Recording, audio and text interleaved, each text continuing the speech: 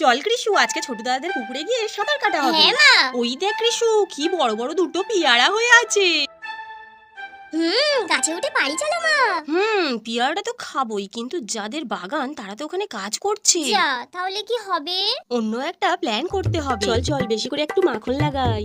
ও বৌদি, তোমাদের বাগানটা কি সুন্দর গো, কত ফলের গাছ। সত্যি তোমার হাতের তারিফ করতেই হয়। তুমি যাই গাছ লাগাও, গাছ ভরে ভরে ফল হয়। হ্যাঁ, ওই আর কি। ও দে মা, তোমাদের গাছে তো এত বড় বড় পেয়ারা হয়েছে। সত্যি গো বৌদি, যেমনি গাছের মালিকের মনটাও বড়, আর গাছের পিয়ারার সাইজও বড় বড়, নিশ্চয়ই খেতেও মিষ্টি। হ্যাঁ হ্যাঁ, দাঁড়াও দাঁড়াও, একটা পিয়ারা খেয়েই দেখো। এই নাও। সত্যি আমাদের গাছে পেয়ারাটা খুব সুন্দর খেতে গো। একটা? তাহলে আর একটা নিয়ে যাও। সত্যি বৌদি, তোমার তুলনা হয় না, তুমি কত ভালো। আচ্ছা আচ্ছা, ঠিক আছে। মা, তুমি তো ভালোই পারো, তারিফ করে পেয়ারা পেলাম টাকটুক। কি বন্ধুরা, মানুষকে টপে তুলে কিভাবে ফল লাভ করতে হয় দেখলে তো?